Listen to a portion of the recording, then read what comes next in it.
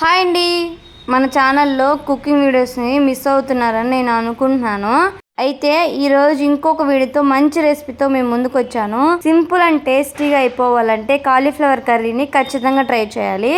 ఇంకా రెసిపీ విషయానికి వస్తే కాలీఫ్లవర్ని ఉడికించుకోవడానికి వేడి నీళ్ళు అయితే పెట్టుకోవాలి. ఇలా కాలీఫ్లవర్ని చిన్న ముక్కలకు కట్ చేసుకొని ఈ వేడి నీళ్ళలో వేసి ఇందులోనే ఉప్పు పసుపు కూడా యాడ్ చేసుకొని మరిగించుకోవాలి. ఆ క్లిప్ అయితే మిస్ అయిపోయింది. ఇంకా అన్ని రెసిపీస్కి కామన్ అయిన పోపు అయితే మనం పెట్టేసుకుందాము. ఆనియన్స్ని గోల్డెన్ బ్రౌన్ కలర్ వచ్చేంత వరకు ఫ్రై చేసుకొని కొద్దిగా ఎక్కువ క్వాంటిటీలో టమాటాలు తీసుకొని ఇందులో యాడ్ చేసుకొని ఉప్పు పసుపు మిరప్పొడి ధనియాల పొడి వేసుకొని మంచిగా మిక్స్ చేసుకోవాలి.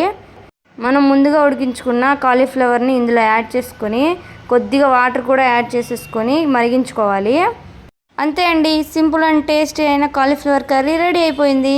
ఇలాంటి మరిన్ని వీడియోస్ కోసం మన ఛానల్ని సబ్స్క్రైబ్ చేసుకోండి. మీ సపోర్ట్ ఉంటేనే నేను ఏ వీడియోస్ అయినా చేయగలుగుతాను. మీ సపోర్ట్ లేకపోతే చేయలేను. ప్లీజ్ సబ్స్క్రైబ్ చేసుకోండి. అలా మీ చేత్తో స్క్రీన్ పైన డబుల్ టచ్ ఇవ్వండి. ప్లీజ్ సబ్స్క్రైబ్ చేసుకోండి.